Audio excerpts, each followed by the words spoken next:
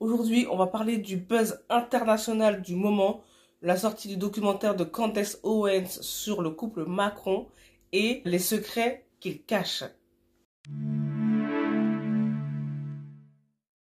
Salut les infocrates, aujourd'hui on va donc parler du couple Macron et du documentaire qui a fait un buzz planétaire, du documentaire produit par Candace Owens.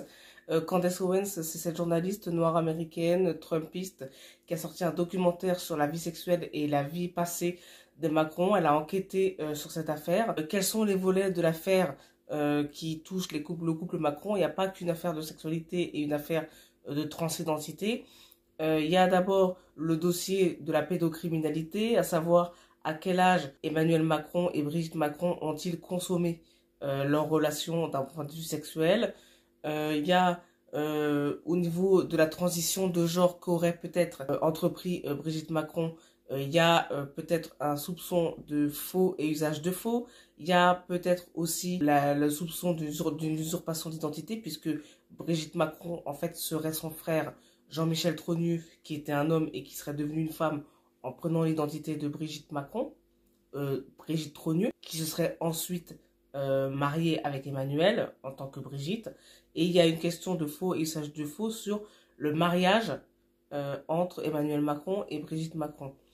Ceci étant dit, Candace Owens n'est donc pas la première à sortir cette affaire.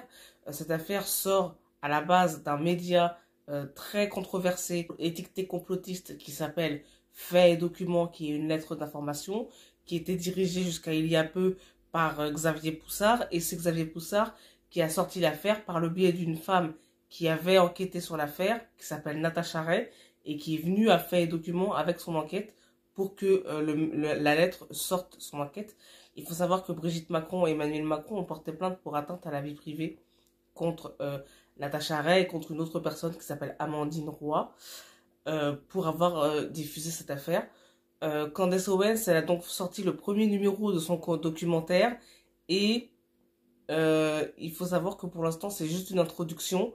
Elle n'a pas sorti grand chose, il n'y a pas beaucoup d'éléments. Elle a juste évoqué l'affaire d'Olivier Duhamel.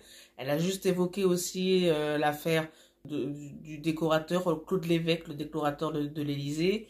Elle a évoqué l'affaire Isabelle Ferreira, cette gilet jaune qui est morte en voulant enquêter sur cette affaire. Mais au niveau du fond de l'affaire, Candace Owens ne présente pas de preuves tangibles et irréfutables que Brigitte Macron serait un homme. Donc jusque-là, même Xavier Poussard, qui n'a pas présenté de preuves qui sont satisfaisantes, il a fait des comparaisons de photos, de visages, etc.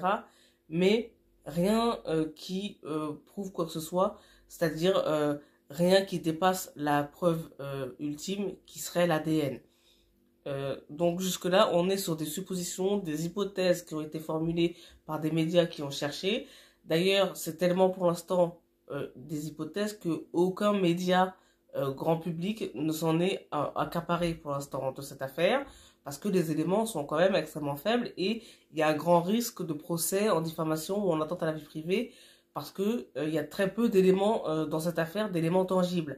Donc le documentaire de Candace Owens, il est en plusieurs volets et le premier volet est sorti vendredi dernier et on attend le deuxième volet pour ce soir à 22h.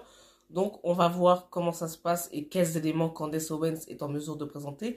Il faut savoir qu'elle s'est servie du dossier de Xavier Poussard de Faits et Documents et qu'elle s'est aussi servie du dossier de Donald Trump. Rappelez-vous, Donald Trump avait dit publiquement qu'il avait pris des dossiers de la Maison-Blanche quand il est sorti de son premier mandat, qu'il a ramené des dossiers chez lui à Mar-a-Lago. Et parmi ces dossiers-là, il y a un dossier étiqueté président français avec, soi-disant, selon Donald Trump, des dossiers sur la vie sexuelle d'Emmanuel Macron. Donc, on a comme ça toute une affaire qui est en train de monter en épingle, qui est en train de devenir peut-être internationale. On va voir jusqu'où ça va mener cette affaire, mais il faut prendre quand même les précautions d'usage, de ne pas croire au premier abord à ce que dit Candace Owens sans avoir vu tout le documentaire et surtout bien évaluer les éléments qu'elle présente pour voir si ça prouve bien sa thèse et son hypothèse. D'ailleurs, si cette affaire s'avérait vraie, ce qui est encore loin d'être prouvé, si cette affaire s'avérait vraie, il faut quand même bien se concentrer sur ce qui pose réellement problème, à savoir l'affaire de pédocriminalité, c'est-à-dire l'âge d'Emmanuel Macron, et une affaire éventuellement judiciaire d'usurpation d'identité ou de faux documents qui pourrait faire l'objet d'un chantage sur Emmanuel Macron, chef de l'État.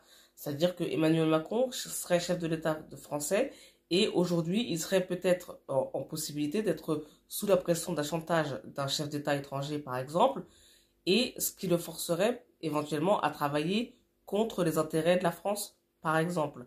Mais encore une fois, sur cette affaire, on n'en est pas là. Mais il faut que vous compreniez bien que dans cette affaire, le problème n'est pas que Brigitte Macron serait une transsexuelle ou non. C'est pas ça le problème principal. Le problème principal, c'est peut-être un mensonge d'État, peut-être un secret qui fait l'objet d'une pression et d'un chantage sur quelqu'un qui est chef de l'État, à savoir Emmanuel Macron.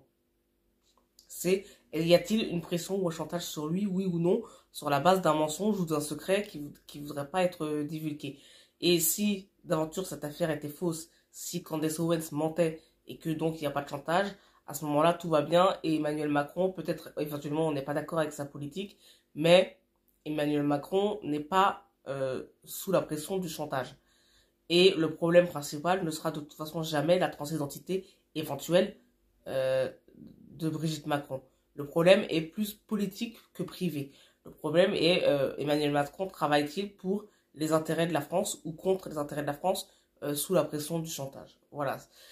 C'est à peu près tout ce que je voulais dire. C'est la fin de cet édito. Je vous remercie de l'avoir suivi. J'espère qu'il vous aura permis de réfléchir. Et je vous dis à bientôt dans un prochain édito. Salut!